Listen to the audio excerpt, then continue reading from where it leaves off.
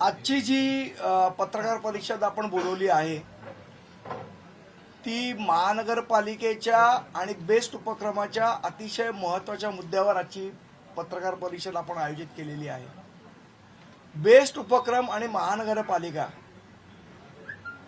हा भ्रष्टाचाराचा फार मोठा अड्डा या ठिकाणी तयार झालेला आहे। आज माझ्या पाठी जर तुम्ही बघत असाल तर हे सगळे आपले बीएसटीचे कंडक्टर आणि ड्रायव्हर लोक आहेत। आपल्याला आठवत असेल तर बीएसटीनी 5 कंपन्यांना कंत्राटावर कामं दिली होती की त्यांनी त्या बसेस चालवायच्या होत्या। माझ्याकडे या पूर्ण सगळ्या कंपन्यांची यादी आहे। त्याच्यामध्ये प्रसन्न पर्पल, मातेश्वरी, दुसरी कंपनीचं नाव आहे मातेश्वरी, चुकून तुम्हाला मातोश्री वाटेल पण ती मातोश्री नाही, त्याचं नाव मातेश्वरी आहे।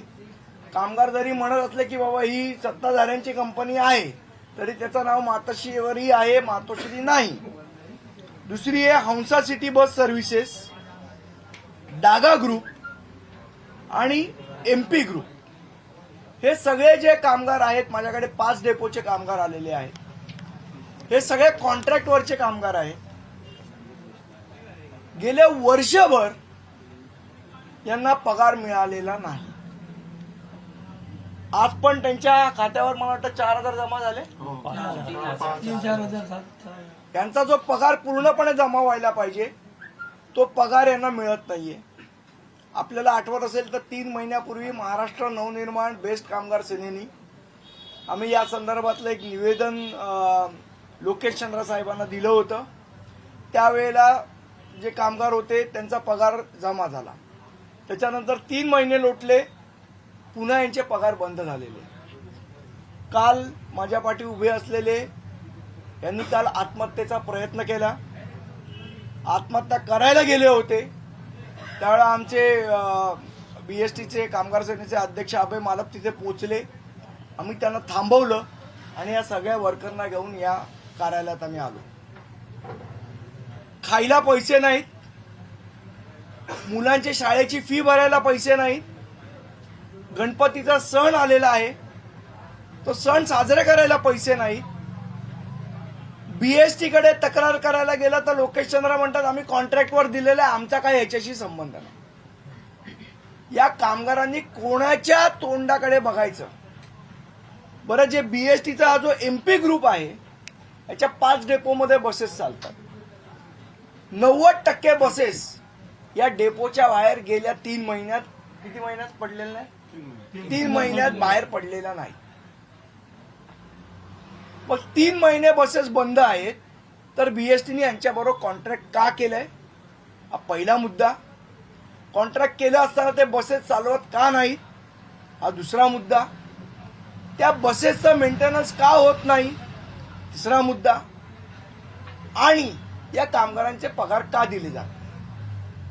बरं, ह्या सगळ्या ज्या कॉन्ट्रॅक्टच्या कामगार आहेत यांना ज्या वेळेला नोकरी दिली गेली त्यावेळेला बऱ्याच लोकांकडनं कंडक्टरच्या पदासाठी 20,000 रुपये डिपॉझिट घेतलं गेलं की तुम्हाला आम्ही नोकरी देतो, आम्हाला डिपॉझिट द्या। आणि ज्यांना नोकरी दिली नाही त्यांचंही डिपॉझिट अजूनही कंपनीकडे पडलेलं आहे। आणि याची तक्रार वारंवार बीएसटीच्या लोकेश चंद्रा यांच्याकडे करून ते तिथे लक्ष द्यायला तयार नाहीयेत। आज या कामगारांनी काय करायचं? आत्महत्या करायची का यांचे पगार देणार हा त्यांचा प्रश्न आहे। आणि हा प्रश्न आपल्यासमोर, जनतेसमोर आणि सरकारसमोर मांडावा म्हणून ही आजची पत्रकार परिषद घेतलेली आहे। आणि बीएसटीचा आपल्याला आठवत असेल तर फार मोठा स्ट्राईक गेलं 2-3 मला वाटतं 2.5 वर्षापूर्वी झालेला। त्यावेळेला आम्ही सगळ्यांचे पैसे देऊ, सगळ्यांना व्यवस्थित पगार देऊ अशा पद्धतीचं आश्वासन त्यावेळचे सन्माननीय उद्धवसाहेब ठाकरे यांनी दिलं होतं। बीएसटीचं महानगरपालिकेमध्ये विलीन करू अशी सुद्धा त्यांनी त्याच्यामध्ये आश्वासन दिलं होतं, पण अजूनही या कुठल्याही गोष्टी होत नाही। त्यामुळे या कामगारांनी काय करायचं हा महत्वाचा विषय आहे. आम्ही बीएसटीला पत्र दिलेलं आहे आमच्या युनियनच्या माध्यमातून. 5 सप्टेंबर पर्यंतचं अल्टिमेटम आम्ही त्यांना देतोय. या 5 सप्टेंबर पर्यंत या कामगारांचे जर प्रश्न सोडवले नाहीत तर 6 तारखेला बीएसटी भवन कुलाबा येथे 1 मिनिट सुद्धा लोकेश चंद्रा यांना आम्ही त्यांच्या कॅबिनमध्ये बसू देणार नाही. महाराष्ट्र नवनिर्माण सेना आपल्या पद्धतीने आंदोलन करेल आणि मग त्याची जबाबदारी बीएसटीची असेल. हे आम्ही स्पष्ट इशारा इथे देऊ इच्छितो. दुसरा महत्वाचा मुद्दा जो महानगरपालिकेच्या भ्रष्टाचाराबाबतचा आहे. आपल्याला आठवत असेल किंवा आपल्याला माहित असेल, आपण रोज त्या जागेवरनं प्रवास करता, माहीम कॉजवेचं ठिकाण आहे. या माहीम कॉजवेला आपण बघितलं असेल तर लाईनीमध्ये सगळ्या लाकडाच्या वखारी आहेत. आपण बघितल्या असतील सगळ्यांनी, हायवेवर जाताना त्या दिसतात. ज्या पद्धतीने मडला स्टुडिओ उभारलेले आहेत आणि ते इल्लीगल आहेत, त्याच पद्धतीने या लाकडाच्या वखारी तिने उभारलेल्या आहेत. ती जी जागा आहे ती बीपीटी आणि जिल्हा कलेक्टर या दोघांची ती जागा आहे. आणि या दोघांच्या जागेवर अतिक्रमण करून तिकडेही मोठमोठी गोडाऊन्स बांधलेली आहेत.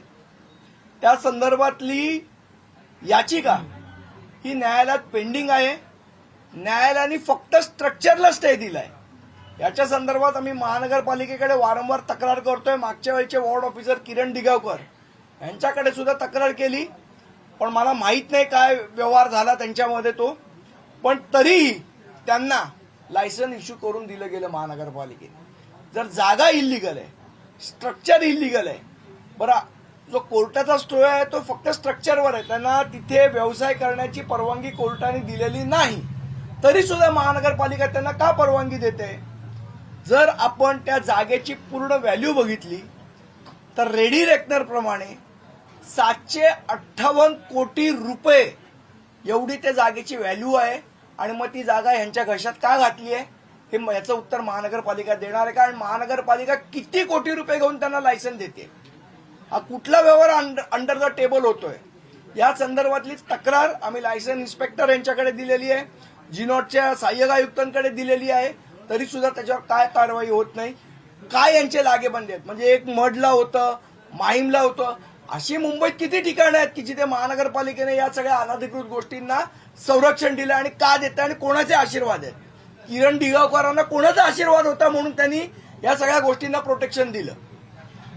हा आमचा प्रश्न आहे. त्यामुळे या 2 विषयासाठी आम्ही पत्रकार परिषद बोलवली. तिसरा महत्वाचा मुद्दा जो महानगरपालिकेशी संबंधित आहे.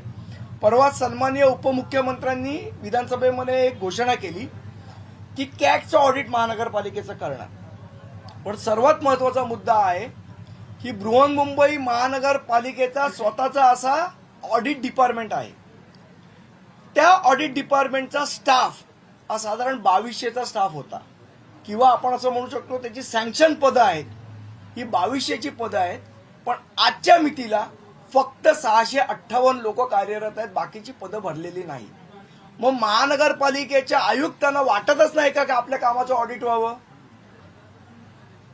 का ते ऑडिट करूच नाही याच्यासाठी त्या पदांची भरती होत नाहीये?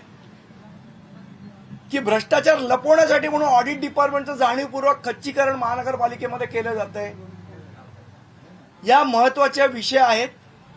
आणि येणाऱ्या काळामध्ये महानगरपालिकेच्या अनेक भ्रष्टाचाराचे प्रकरणं महानगरपालिकेच्या माध्यमातून असतील, भ्रष्टाचार झालेला असेल किंवा बीएसटीच्या माध्यमातून झाला असेल किंवा अजून कुठल्या डिपार्टमेंटच्या माध्यमातून झाला असेल, ही महाराष्ट्र नवनिर्माण सेना येणाऱ्या काही महिन्यात अनेक खुलासे करणार आहेत. त्याच्यात रोड संदर्भातले काही घोटाळे आमच्या हाती लागलेले आहेत, ते सुद्धा आम्ही आपल्या समोर मांडणार आहोत. पण आजच्या या पत्रकार परिषदेमध्ये या 3 मुद्द्यासाठी आम्ही ही पत्रकार परिषद घेतली आहे. आणि आमचं पुन्हा एकदा लोकेश चंद्रा यांना आपल्या माध्यमातून विनंती आहे की या कामगारांचे पगार 6 तारखेपर्यंत करा. 5 तारखेपर्यंतचा आपल्याला अल्टिमेटम आहे.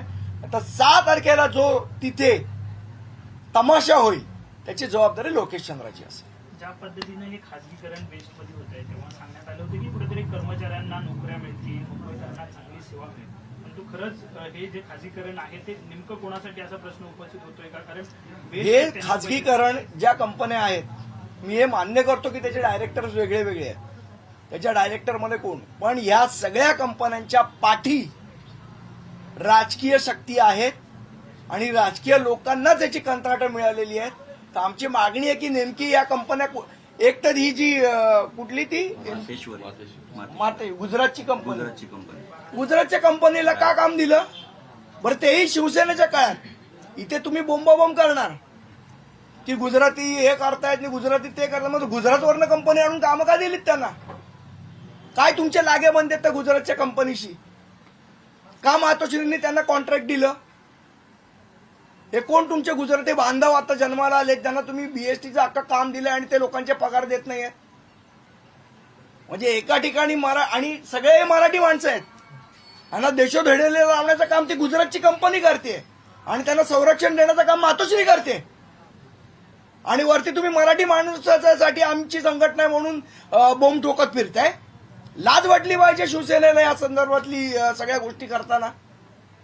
सगळ्या कंपन्या गुजरातच्या आणि देशोधडीला आमचा मराठी माणूस लागतोय आणि त्या गुजरातच्या कंपन्यांना संरक्षण मातोश्री देते आणि वरनं तुम्ही बोंबा ठोकायला मोकळे की आम्ही मराठी माणसासाठी आहोत म्हणून. जे आदित्य ठाकरे म्हणाले ना विधानसभेत की लाज वाटली पाहिजे, मला असं वाटतं त्याच वाक्याचा पुनरुच्चार आज मला करावा लागतं की आदित्य ठाकरेंना लाज वाटली पाहिजे की ते मराठी माणूस देशोधडीला लागतो आणि तुम्ही कामं गुजरातच्या कंपनीने देताय. माझी आपल्याला सगळ्यांना नम्र विनंती आहे की बाहेर सगळे कामगार उभे आहेत, आपण त्यांच्या व्यथा जाणून घ्याव्यात, ही माझी एक हात जोडून विनंती आहे.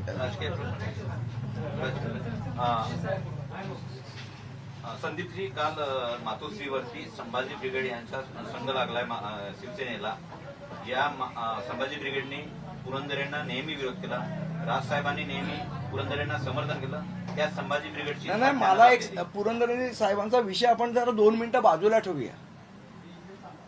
ज्या लोकांनी जातीयवादाचं विष या पूर्ण महाराष्ट्रात पेरलं, ज्या सन्माननीय बाळासाहेबांनी जातीयवाद हा महाराष्ट्रातनं उखडून गेला पाहिजे याच्यासाठी काम केलं, त्या बाळासाहेबांची शिवसेना जर सत्तेसाठी जातीयवादी लोकांची हातमिळवणी करत असेल तर मला असं वाटतं त्यांनी बाळासाहेबांच्या विचाराला तिलांजली दिलेली आहे. त्यामुळे सन्माननीय साहेब काल जे वाक्य त्यांच्या भाषणात म्हणाले ते वाक्य अत्यंत तंतोतंत लागू होतं उद्धव साहेबांच्या शिवसेनेला.